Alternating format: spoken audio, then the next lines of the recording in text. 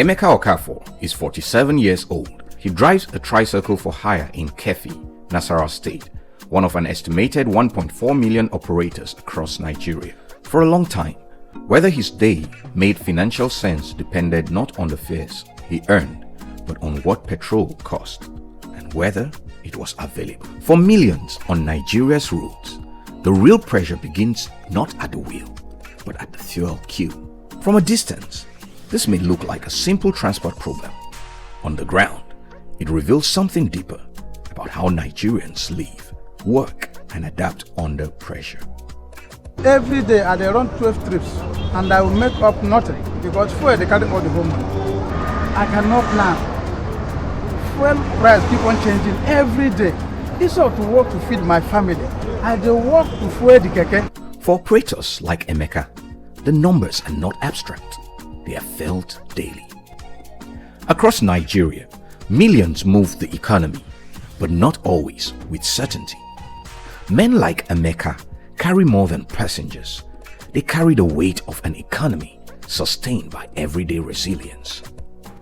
Nigeria's transport system moves over 90% of passengers and goods. It runs largely on petrol, which is now significantly more expensive. Fuel costs now take up to 60 to 70% of driver income.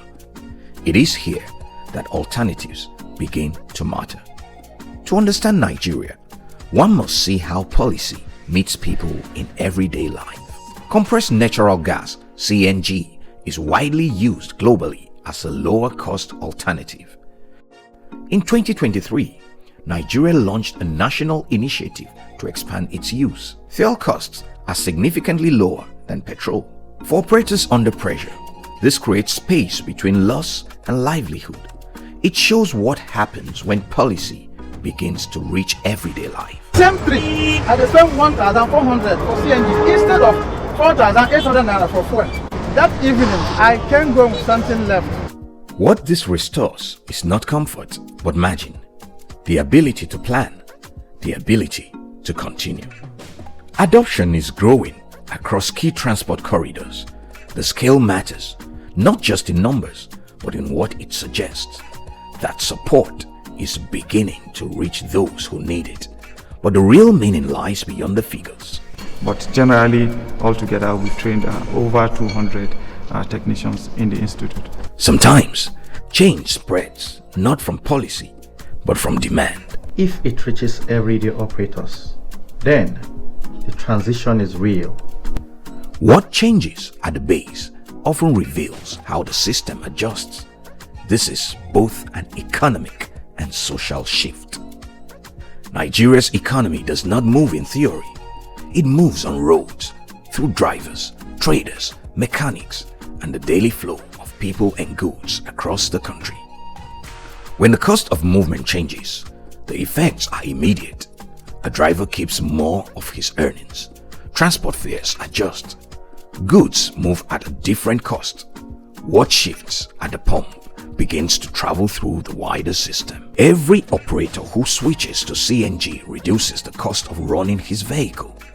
Over time, those savings accumulate, not just for the driver, but across the chain of movement that connects farms to markets and people to work. What is unfolding is not only a change in fuel, it is a change in how the real economy absorbs pressure and finds new balance. Beneath this shift sits a deeper structural reality. Nigeria holds one of the largest natural gas reserves in the world, much of it still underutilized.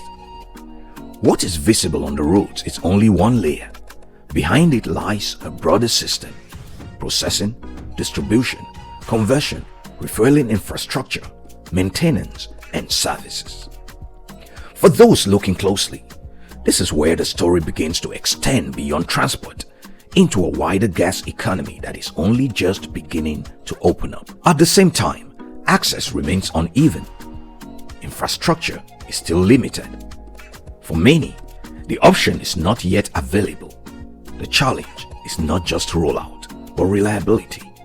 That is how policy becomes trust. CNG, give me a chance to continue.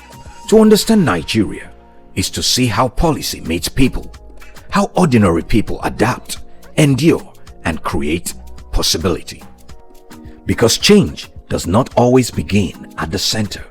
Sometimes it begins on the road.